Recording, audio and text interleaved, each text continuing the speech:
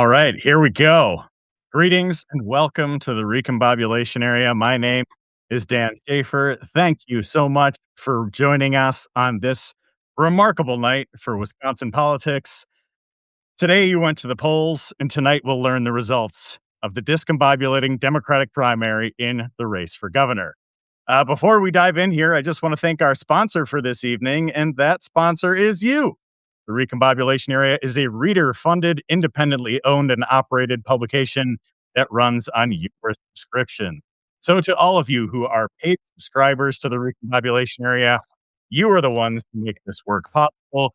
You are the ones supporting independent journalism, covering the discombobulating politics of Milwaukee and Wisconsin, and you are the reason we are here tonight recombobulating together.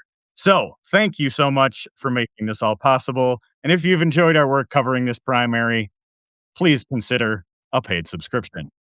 So, the big story tonight is the Democratic primary in the race for governor. There are 7 candidates whose names are on the ballot and 4 who are actively running. They are State Representative Francesca Hong, Milwaukee County Executive David Crowley, State Senator Kelda Roys, and former Department of Administration Secretary Joel Brennan. Hong and Crowley are the top 2 candidates. Hong began this race as a wild card, but has emerged as a frontrunner coming into election night. Crowley dropped out of the race on July 8th, but relaunched his campaign 10 days later. This came after a finance crisis that led to the end of the campaign from Lieutenant Governor Sarah Rodriguez, and when Crowley re-entered the race, he did so with the endorsement of Governor Tony Evers. This is all very discombobulating. I know this has led to a wild last few weeks with candidates crisscrossing the state in a mad dash to the finish line. And now we are here at the finish line trying to make sense of these results.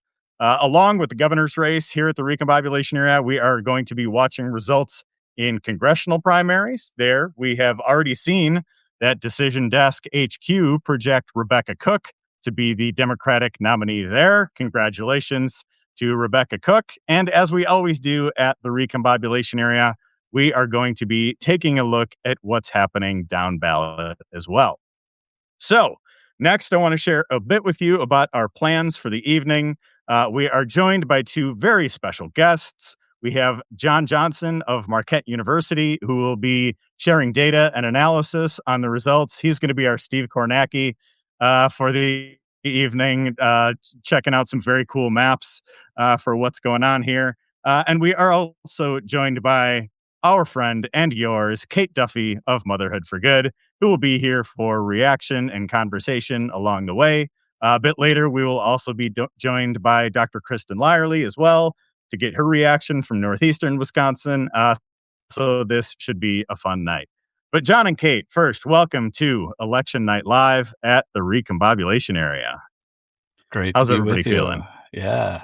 Oh my gosh. Feeling discombobulated. Wow. Some crazy results so far, but I'm good. Happy to be here. There are definitely some crazy results so far. So let's start with the headline for what we're taking a look at here. I am taking a look at I have my a monitor behind me, so I'm not staring off into space when I do this. I'm live update apps with that features results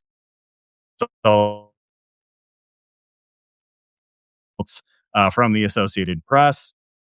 And that one currently shows with 59% of the votes in, it is about neck and neck with David Crowley, a slight lead, 41.2% to Francesca Hong's 40%, Joel Brennan at 4.5%, and the candidates who had previously dropped out of the race still receiving votes, but well below anything there. But I think the headline for what we're taking a look at right now is that this is a really close race, and David Crowley seems to be doing a bit better than expectations. John, your reaction to some of these early results that you've been taking a look at? I mean, Crowley's doing dramatically better than expectations, I would say. Yeah, I'm surprised at how close it is so far. I'm surprised at how weak Hong is running in Dane County, where she only has 42% of the vote to Crowley's 38% with 73% of votes in. but there's a lot of outstanding votes in the western and northern parts of the state, which I think are really wild cards in terms of how the Democratic electorate is going to vote there. How Well, much of wild that card has has been the phrase that we have used quite a bit here at the Recombobulation area, talking about Hong's campaign, and it's a wild card night as well. do the northern and western parts have like, are they correlated at all with some of the data center stuff, or were we expecting independently from that to go more towards Hong? I don't have any expectation about how those parts of the states are gonna vote, to be honest. It's like it's that unfamiliar to me. In the 2018 primary, there was a pretty distinct, sort of, vertical axis to the state where, like, if you looked past Evers, the other candidates, like Kelda Roys on the left and Malin Mitchell with a lot of union support, did well in that part of the state, and then some of the more populist candidates did better on the northern and western parts of the state. So that's a part that can just kind of exhibit its own tendencies. Definitely an independent streak that we see in a lot of parts of the state. That's for sure. And I think we're going to be seeing some of that tonight in what we're seeing from Western Wisconsin or the Fox Valley. And so I think the results that I've been seeing so far. Again, it Crowley seems to be pretty dramatically overperforming a lot of the polls here. I think there were so many things that had to go right for the Crowley campaign over this mad dash to the finish line in order for them to have any kind of a chance to be in contention. A lot of those things have gone right. I think the last couple weeks of news cycles for Francesca Hong have been pretty tricky ones. And then at the same time, David Crowley finally hit the gas on campaigning and crisscrossing the state and doing so with the fairly popular governor here, and Tony Evers. John, do you want to take a look at should we pull up your map that we have right now? Yeah, go right ahead. All right. So Although we're going I'm to take a actually look in at the that. Kate? process of I'm in the process of updating the Milwaukee data. We just got some new stuff. But yeah, go Yeah, ahead I have and a pull it Okay. up. well, you're pulling that up. I have a question. So, as we see, I'm looking at the New York Times map that's kind of filling up with all the counties. I know the Milwaukee count comes in sporadically, and the mail-in ballots come in last. Are all the other counties that come in? Does it come in at the same time, or are those sporadic as well? No, there are central counts that are used in most of the large counties with the exception of Dane. Okay, So yeah, like in Brown County, I think in Racine, maybe in Kenosha as well. Quite a few of them have the same central count issue as Milwaukee. got it. Yeah, I say there are issue like it's a 44. problem.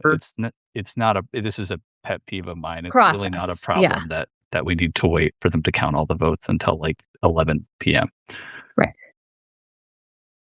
Something that we can and should see our legislators change at any time. I mean, everybody would want that, but is what it is. We can't change that right now.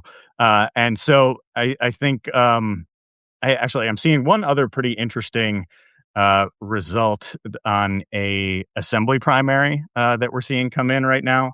J.R. Ross from WisPolitics just tweeted that State Representative Sylvia Ortiz Velez, who broke with the Assembly Dem caucus after colleagues accused her of threatening to shoot them, is on path to lose her primary with Ismael Luna. With most of the vote in, she is losing 76% to 23%. So that And is shaping up to be not even particularly close. That is typically a fairly low turnout district on Milwaukee's majority Hispanic South Side. The incumbent, Sylvia Ortiz Velez, not in great shape there. Obviously, a lot of controversy around her over the past year, and it seems like the challenger, Ismael Luna, is in position to win that one. That would be pretty interesting. yeah, she's actually losing every ward to Ismail Luna.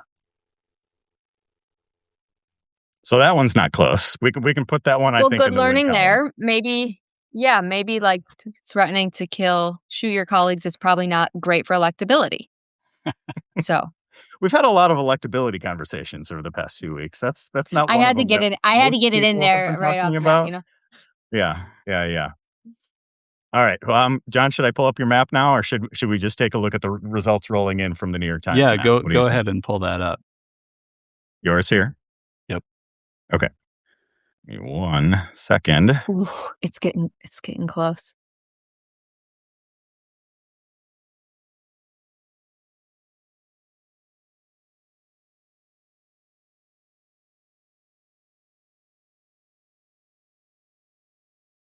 And we're at 482,000 votes right now. How many-ish are we expecting? Like, maybe roughly a million. I think it was a little less than a million in 2018, maybe 800,000. Okay. All right. Is this the one you wanted to take a look at, John? Yeah, so go ahead and zoom in on either Milwaukee or Dane County. Start with Milwaukee. We're a Milwaukee publication after all, so we got to start That's with right. Milwaukee here.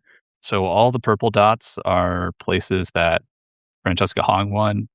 All the red dots are places that David Crowley won. And if any of the other candidates had won an award, it would be colored in that shade. Um, but it hasn't yet. Again, keep in mind the central count ballots are not counted yet for Milwaukee, and there's still some other results coming in that we'll all have processed up there pretty shortly. But you can see this is basically the same pattern that we saw in 2018, where you had Kelda Roys doing well in these purple wards and Malin Mitchell doing well in the red ones here. Of course, Tony Evers was the wild card in that race, the one who did well pretty much everywhere and ended up winning. But this is a pattern that'll be very familiar to um, people who know about Milwaukee politics, where you have black voters on the north side supporting Crowley, more progressive white voters supporting Hong on like the east side, and then white voters who are more moderate in the suburbs, mostly supporting Crowley, though you see pockets of Hong support elsewhere as well. And if you move your mouse over any of those dots, you see all the votes that are cast there. I'll have a blog post up tomorrow morning that has the final completed results of these maps. Definitely some interesting stuff that we're seeing here. So we've got Milwaukee County here and Waukesha County right next to it. So looks like David Crowley doing pretty well in the neighboring county as well. Yes. And then what And kind of surprised me again, is some pockets. Go ahead. yeah, I was going to say what surprised me as well was looking at Dane County, where I kind of thought it might be a clean sweep for Hong, just based on her being so well known there. And we do see that she has a lot of strength if you zoom in on the isthmus. But then the surrounding areas, many of those wards have gone for Crowley, and that explains the top line result we see for Dane County, where Hong has won so far a plurality of the vote there, but not a majority. Yeah, the New York Times data. I'm just going to grab that real quick on Dane County. With 83% of the votes in Dane County, it says Francesca Hong is at 43%, David Crowley at 8%, and Kelda Roys at 11% in her home county, in Dane County as well. One of the things that I was wondering going into this is, kind of Kelda Roys remaining in this race through the finish line here. Would she be taking votes away from David Crowley or from Francesca Hong? Just the Madison factor, the Dane County factor was one that I was interested in seeing. I heard some, kind of competing views on that, where you had some people saying, it would be maybe people who, were inclined to vote Hong, but decided to perhaps vote for their state senator in the home stretch here, or just somebody who, instead of, seeing Francesca Hong have such a lead in the polls, maybe not wanting her and gravitating to, the next most viable candidate in Crowley. So I've been interested to see, kind of where Kelda Roy's support might show up here too. Kate, had you given any thought to that about where some of the Roy's support might be coming from? I mean, have heard I from do feel Roy like I know supporters where a throughout lot this of the race. Roy's support is coming from. I'm not surprised that there's, what I think you said 11% in Dane County. That's where she serves, where she lives. But I also think, I mean, a lot of the audience that I talk to is like millennial and Gen X women, and a lot of them really liked her, and their affinity for her, like, it only continued to grow as the campaign went on. Kelda did seem to kind of fly under the radar a little bit, as much as far as, like, the, discombobulation was concerned, at least, and, she is an impressive candidate. She's an attorney, she has been in the legislature for a really long time, and she certainly, her campaign style did not get her to the front runner positions in the polls ever, and it clearly has not gotten her to the front runner on election night. But her support has grown, and I'm not surprised that it's like a little bit more than I thought it would be. And I think there's just a lot of people who were impressed by her.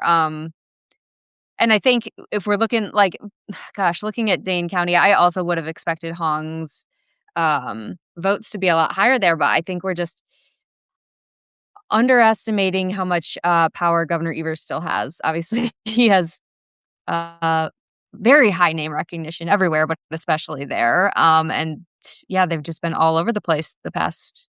God, I don't even think it's been 2 weeks, maybe just 7 to 10 days or something like that. Yeah, this mad dash to the finish. We've had, I'm going to take this map off because my computer's being a little bit slow on me, so I'm going to take that down for a second. Just Bear to with us, interject, listeners. Here, in the most recent data for the city of Milwaukee, David Crowley has 46.9% of the vote to Francesca Hong's 46.0%. So Wow. city of Milwaukee truly, truly as divided as the state on this one.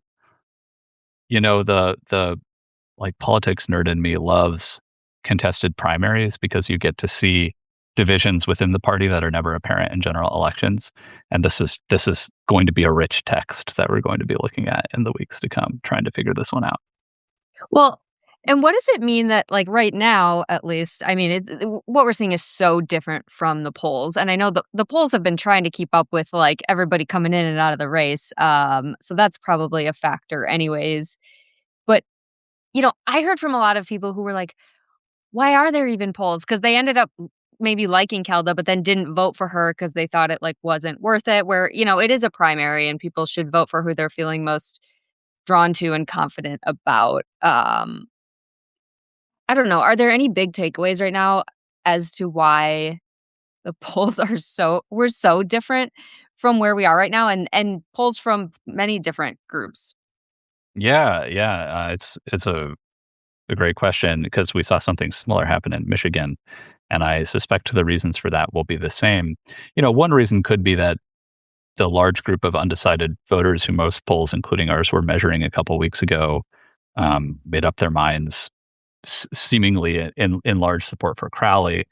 Another issue, though, is just that um, polling is pretty good when we're trying to represent all of the people in the state because we know from government data basically who exists in the state, and it's also pretty good when we're doing partisan general elections when turnout is high because three-quarters of adults show up to vote in those. So we kind of have a sense of who those are, but we don't really know ahead of time who's going to show up to vote in these primary elections when the turnout is such a small fraction of the state's adults.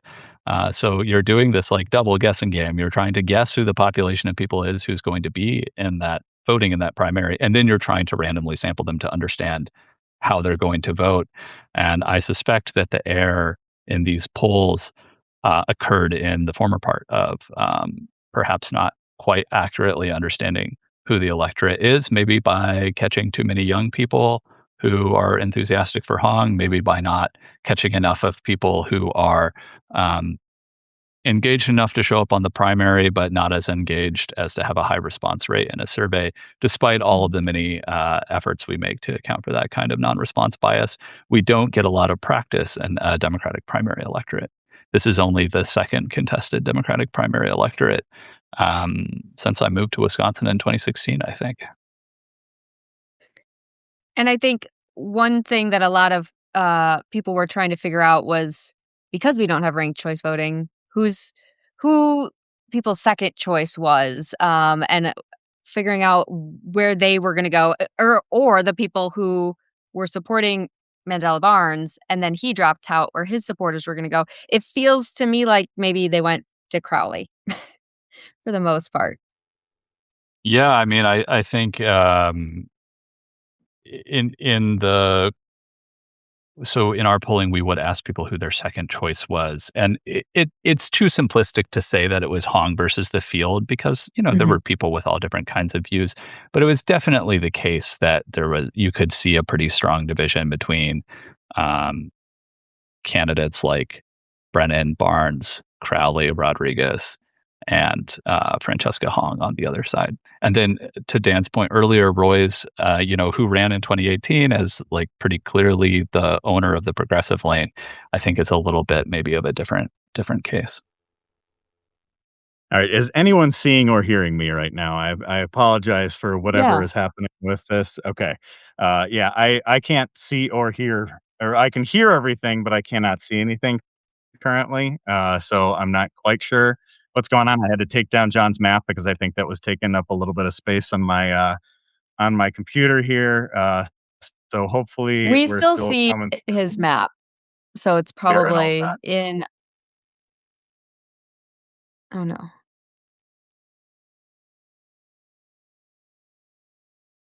Is Dan frozen? Somebody sounded like a robot for a I can second. Was it Dan? Yeah, I can still hear, but I'm having real connection issues all of a sudden with what I'm able to see. So apologies to our listeners and viewers for that one.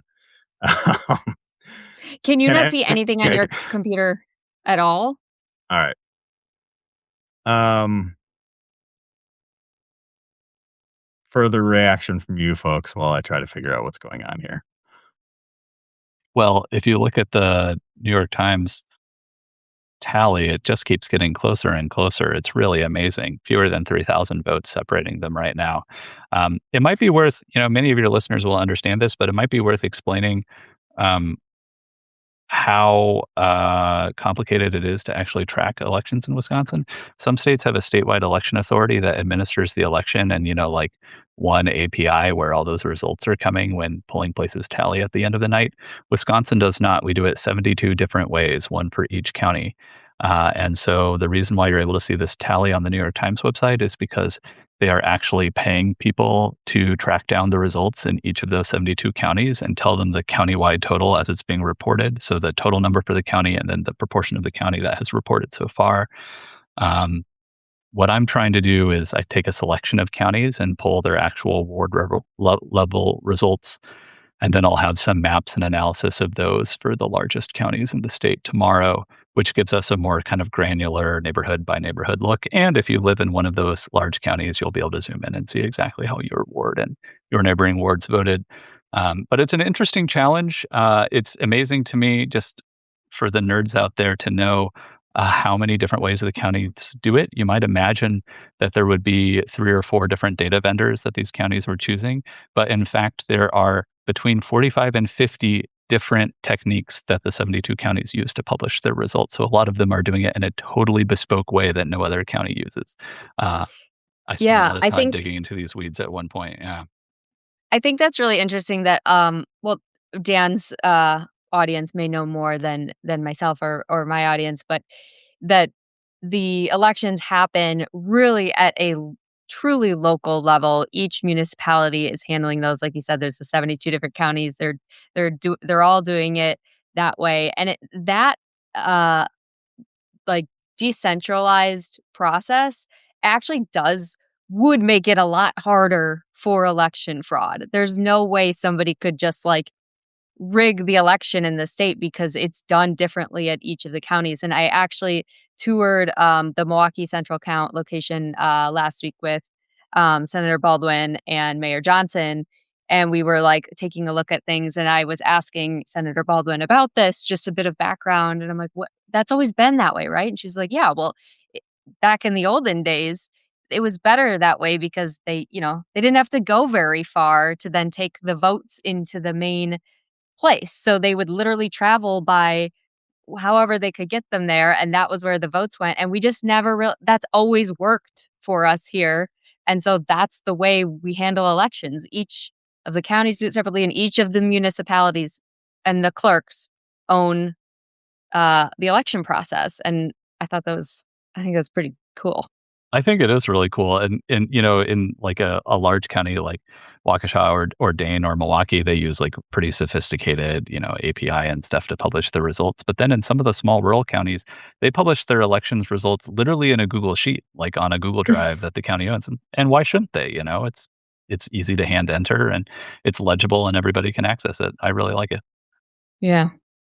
All right. You're Am I back. am I back? Can you see Yes. and or hear me? Looking great, All sounding right. great. Wouldn't be a recombobulation area thing without a little bit of discombobulation to us here. So, yeah, this is close. This is super close. I mean, like, 1,500 votes? What, I'm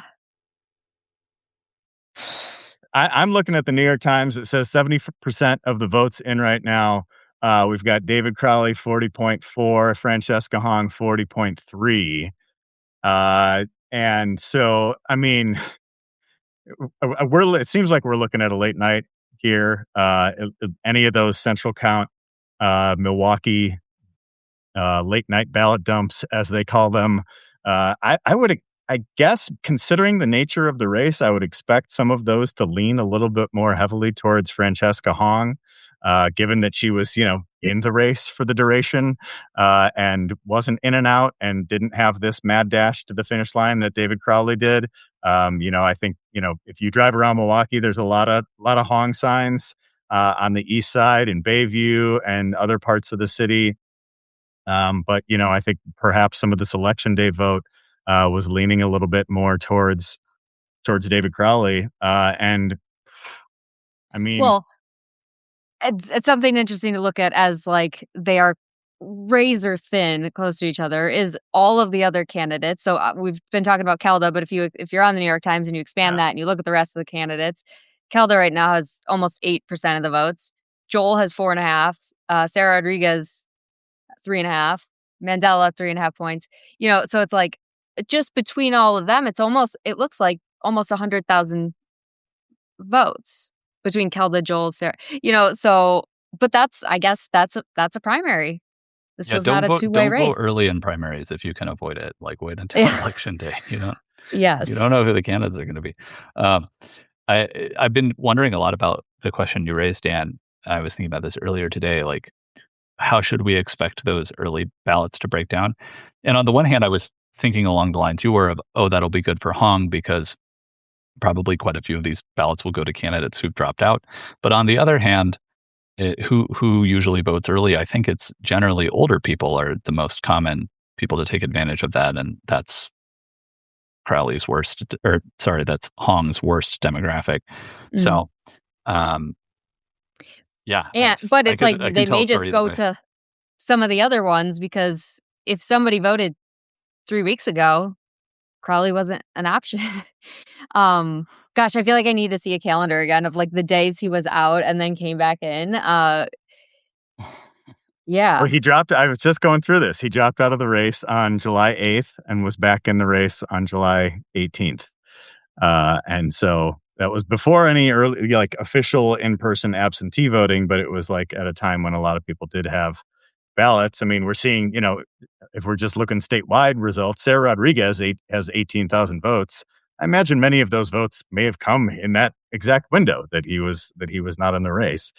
Um, uh, Yeah, so in theory, those might have, like, if those people hadn't voted for Sarah, I mean, even though it's so close right now, they probably would have maybe voted for Crowley, um, over Hong. Uh, yeah, it is just getting closer and closer, and I was just scrolling down, so I know we said they called it for Rebecca Cook in the 3rd. Looks like Alfonso is one in the 7th, on the Republican side, Sean Duffy's son-in-law. That will be hilarious, I think. Um yeah, that's going to be, I mean, this is the 26-year-old candidate who has been comparing himself to George Washington and Thomas Jefferson, saying that they, ran for office when they were that age as well. I think he's had a raft of lobbyist cash come in from folks in the very coincidentally from folks in the transportation industry. So that's gonna be pretty interesting to see how that race unfolds. But that's also a heavily Trump district, and as we've seen in primary after primary, whenever Trump makes an endorsement, like that's pretty much ends the primary. And so he endorsed Alfonso.